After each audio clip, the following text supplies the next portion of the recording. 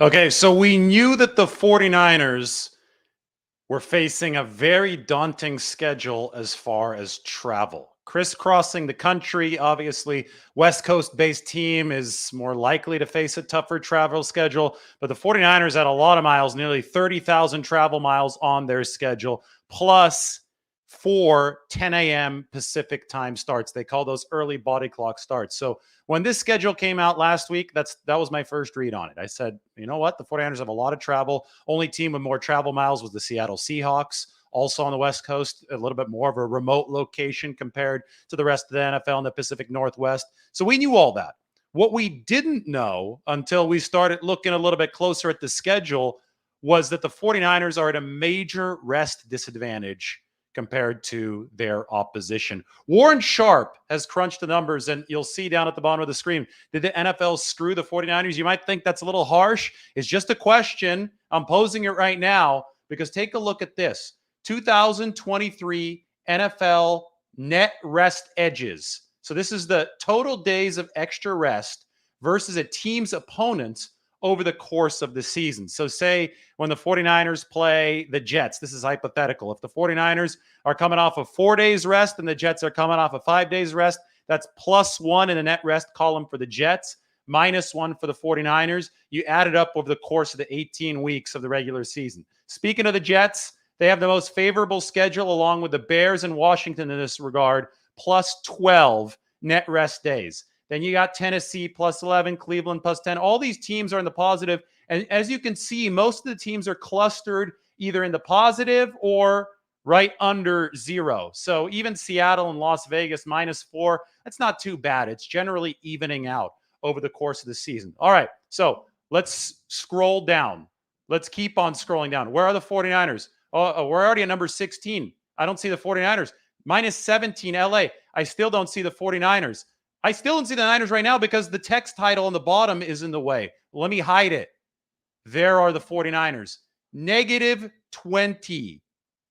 -20 net rest days for the 49ers in this 2023 season. That is hard to fathom how bad this schedule is for them. That is 3 weeks, right? 7 days a week, so 21 days. That is approximately 3 weeks less rest than league average for the 49ers versus their opponents on net rest days. Now, this is from Warren Sharp, good football analysis on his website. We can go back to it and we can see his explanation of how is it possible for the 49ers to have an NFL worst -20 days of net rest edge. How is this even possible? Well, they have 4 games versus teams coming off of a bye, highlighted by playing the toughest team, the Bengals, when they're coming off a short week. The 49ers are playing the prior Monday on the road, and Cincinnati is coming off of a bye with 14 days rest. So the Joe Burrow special at Levi Stadium is going to be coming with the Bengals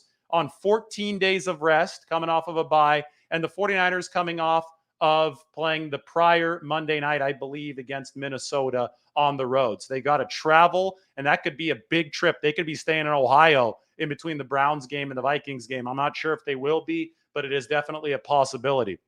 The 49ers also play Seattle late in the year, week 14, when the Seahawks are coming off of a mini bye. I believe that's Thanksgiving. So the 49ers play 5 games from week 6 onward versus teams off of a full bye or a mini bye. 5 times from week 6 onward when it really starts mattering. Then in week 16, the 49ers play on Monday Night Football and then travel across the country for a 1 p.m. kickoff in Washington, D.C. So all of those things have conspired against the 49ers to the point where they are literally at the bottom of this list right here. Negative is bad. They're at -20. 3 weeks less of net rest than 0, than breaking even. And a full, if you go all the way up here, +32, that's over a month worth of less rest than the net rest of the top teams. The Jets, Chicago, and Washington. 32 days less. That's over a month again. So now you'll see why I put it up on the screen. Did the NFL screw the 49ers? The 49ers, they were in rumors to get the London game. It's a good thing that they didn't when you look at this, because this would be even worse. This difficult travel schedule, nearly 30,000 miles, all these rest disadvantages would be exacerbated by having to cross the Atlantic Ocean. That was the one bone that the NFL might have thrown the 49ers. The NFL didn't throw the 49ers anything else. Now, did the league do this on purpose? I don't think so. But, West Coast teams are just by the nature of geography and time zones are going to be at a disadvantage when it comes to the schedule, because you're going to have more games on the East Coast. More teams are concentrated east of the Mississippi River. So just by default, the 49ers were going to be in a troublesome situation when it came to that. That's why Seattle has 31,600 travel miles. The 49ers are set to have nearly 30,000 travel miles. Those are the two highest in the league. But these other factors have conspired to make this 49ers schedule all the more difficult. On top of that, theoretically, it's a really hard schedule because the 49ers finished in first place, right? First place schedules are harder than second place schedules, and so on and so forth. So if the 49ers are going to win the NFC West again, if they're going to defend their division title, it almost certainly looks like they're going to have to go the hard way, at least when it comes to travel. Maybe they'll get lucky with strength of schedule. Maybe some teams will be a little bit beat up when the 49ers play them, but it simply is more likely the 49ers will be the team that's tired and beat up just because of this, because of the NFL worst negative 20-day net rest edge that the 49ers are going to have to deal with this coming season. Ways to mitigate this? Well, the only spot where you have an ability to stay back east is between the Cleveland game and the Minnesota game. And the 49ers have done this in the past. Recent years have seen them take that 1 week sojourn back east. Maybe they do it in Youngstown, Ohio. The DeBartolo family obviously has connections there. But, even that is more difficult this year because the Cleveland game comes on a Sunday. The following Minnesota game comes on a Monday. So you practice Thursday, Friday, and Saturday for the Minnesota game. And it's not until Monday night. So you don't really eliminate, much of what week-long rest in a different time zone is supposed to eliminate. If it's a night game, you normally do that in front of an early body clock start to eliminate that. For Monday Night Football, you lose that benefit, and I think the costs might outweigh the benefits for the 49ers. They may not want to be on the road that long away from their families. It was already starting to wear on them a bit last year. Speaking of wearing on them, the 49ers are just going to wear this with the schedule. I don't see any other way around this. You're not going to change the schedule at this point. You just have to fight on, grit your teeth, and perhaps the best way to get through this is to have the deepest roster possible. And we know the 49ers might have the deepest roster in the NFL. They, every single year, again, they're based on the West Coast. So they've had to deal with some form of intensive travel that some of these East Coast teams, some of these central time zone teams don't have to deal with. And of course, the 49ers have overcome a lot of this over the years. This year, they're going to have to overcome more. There's going to be a lot of flying back and forth. It's going to be brutal. It's going to be something where they have to brace themselves. They have to get in as good of shape as possible. They're going to have to count on some injury luck over the course of the year that they didn't obviously have last year at the quarterback position. And they're going to have to make their own luck by insulating themselves with as much depth as possible. But I'll tell you that this is not good news for the 49ers. Again, one more time. It's just staggering to me. You look at this from William Sharp on Twitter, or Warren Sharp on Twitter, and you just scroll down. Net rest days, total days of extra rest versus a team's opponents over the course of the season. You move from the top, plus 12 for the Jets, the Bears, and Washington. You move all the way to the bottom. You don't even see the 49ers until I remove this. Negative 20. That's 3 weeks under zero over a full month under the top teams at plus 12.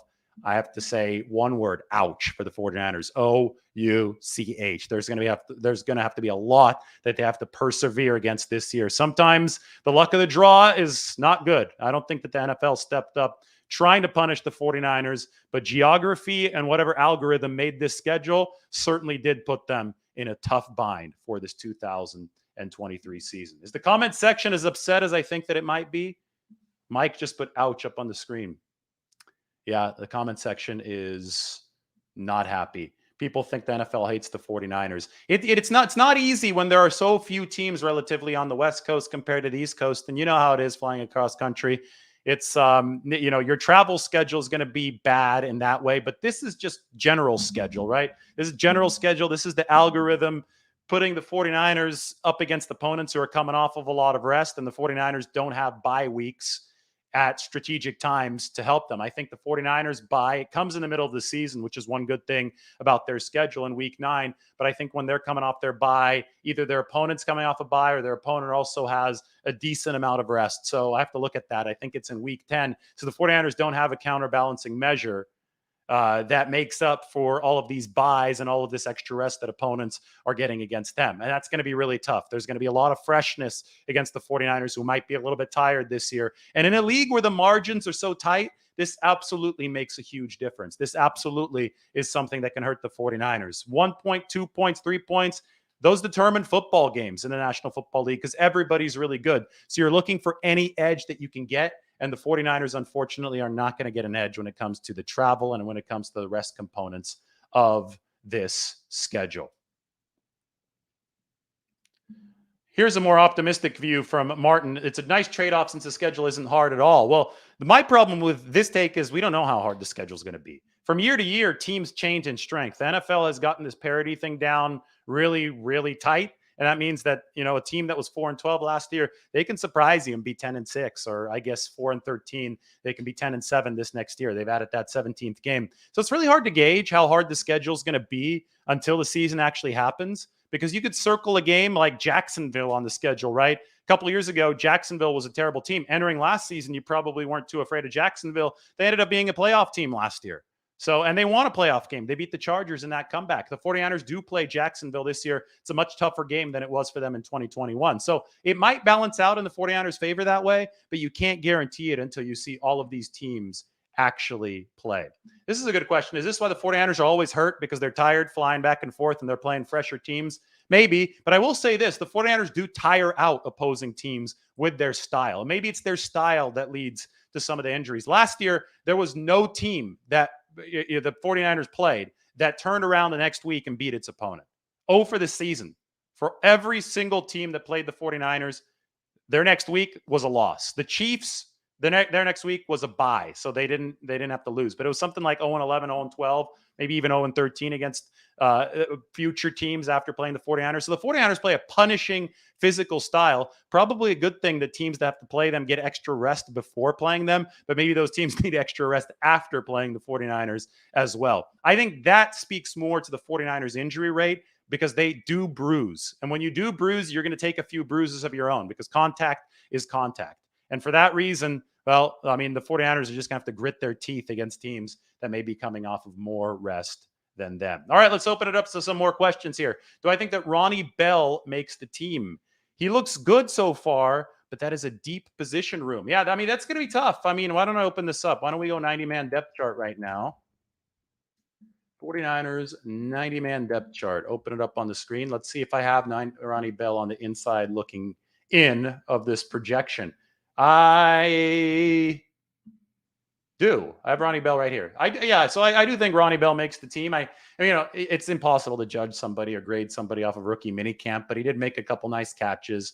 Seems to have the persona for the job. Special teams adaptability as a returner. That's really important for Ronnie Bell. So I have Ayuk, I have Samuel, I have Jennings making the team. Danny Gray, Ray McLeod, Ronnie Bell. I think these 6 will make the team. I didn't know where to put, for now, I guess they did cut a receiver so I can move Tay Martin back over here. I think only 6 receivers are going to make it. I see Ronnie Bell being one of them. Right now, I'd give him the edge over Isaiah Winstead. I think it's a battle between Danny Gray and Chris Conley to be the speedster of the group on the 53-man roster, and I'd give that nod to Danny Gray for now. You also have Daz Newsome. You have Willie Snead, the veteran. Tay Martin, as I mentioned, and Shea Wyatt in the mix. But if you're going to take 6 receivers, as Kyle Shanahan typically has, I think Ronnie Bell is on the inside of that picture right now. Brent asks, I assume Danny Gray is one of the 49ers gunners for special teams because of his speed. Who is likely the other? Well, it's either Danny Gray or Chris Conley. Those are the 2 fastest receivers in the room. Gunner-wise, I mean, you could go into the running back room probably. You could see Elijah Mitchell's no longer a special teams guy. He's carved out more of a role, and plus you don't want Elijah Mitchell to get hurt. So we'll see if one of these younger running backs can make the team. Maybe could show some speed. You can also go to the defense. Somebody like, I'm not saying Robert Beal Jr. is going to be a gunner, but he runs a 4.47 40. And because of that, at 247 pounds, he can be an absolute special teams weapon. So look out for Robert Beal Jr. on special teams because he's got speed out there in the open field. And then look for some of these defensive backs. You know, Darrell Luter Jr., he can move a little bit, 4-4 speed. If he's not playing all too much on defense, maybe he could give them a speed boost on special teams. Everybody is a candidate. If you've got good speed and you make the 53-man roster, but you're not starting, you're not one of those staple players for the 49ers, you might have to be a special teamer, and you'll probably, going to have to fit into a role that is best suited for your skill set. And for the speed guys, that could be the gunner position. Marvin Studios says it could just be a bad hand, or the NFL doesn't want the 49ers in the playoffs again. I don't see a reason why the NFL wouldn't want the 49ers in the playoffs, which is why I always scratch my head at these conspiracies. The NFL, the 49ers are a big, valuable brand, right? They have a national fan base. The NFL makes money. The NFL gets good exposure when they're in the playoffs. There is no hidden incentive for the NFL to keep the 49ers out of the playoffs. More than anything, I think making a schedule is a really complicated thing. You're running a bunch of computers, you're running different schedule, proposals, and then you have to satisfy a bunch of different interests. And in this case, it looks like the 49ers interests were, if they did get screwed, it was a little bit more under the radar because it took people a few days to figure out, oh boy, the teams they're playing are all coming off of rest. You have to look a little bit deeper to figure that kind of stuff out. And it probably just was an oversight. It probably was a terrible draw, a bad hand for the 49ers, but now they have to deal with it. Is Kalia Davis a dog? Will he be a playmaker? Well, that's a question that everybody's asking. If he is, he's going to make this 53-man roster, but there's going to be competition because you also have Marlon Davidson, former second-round pick, knocking on the door now. You have T.Y. McGill knocking on the door. T.Y. McGill gave the 49ers some decent snaps last year. Those are both defensive tackles. Kerry Hyder obviously played a lot of DT last year. I have Kalia Davis making the team, but Kalia Davis is going to have to prove himself in a really crowded D-line room over the course of training camp.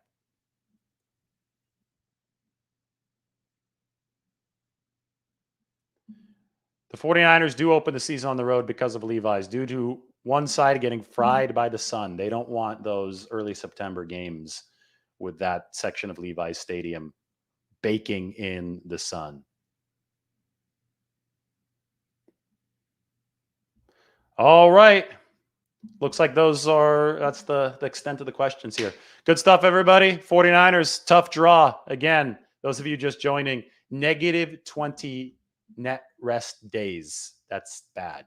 This is from William Sharp up on Twitter. I even have to take this off so you can see where the 49ers are, right down there. -20. The best, the Jets, the Bears, and Washington, over a month worth better of net rest than the 49ers. Time to suck it up. That's all you can do if you're the 49ers. You're not going to change the schedule now. Got to suck it up, move forward, build a deep roster, and overcome a bad hand from the NFL schedule makers. Everybody take care.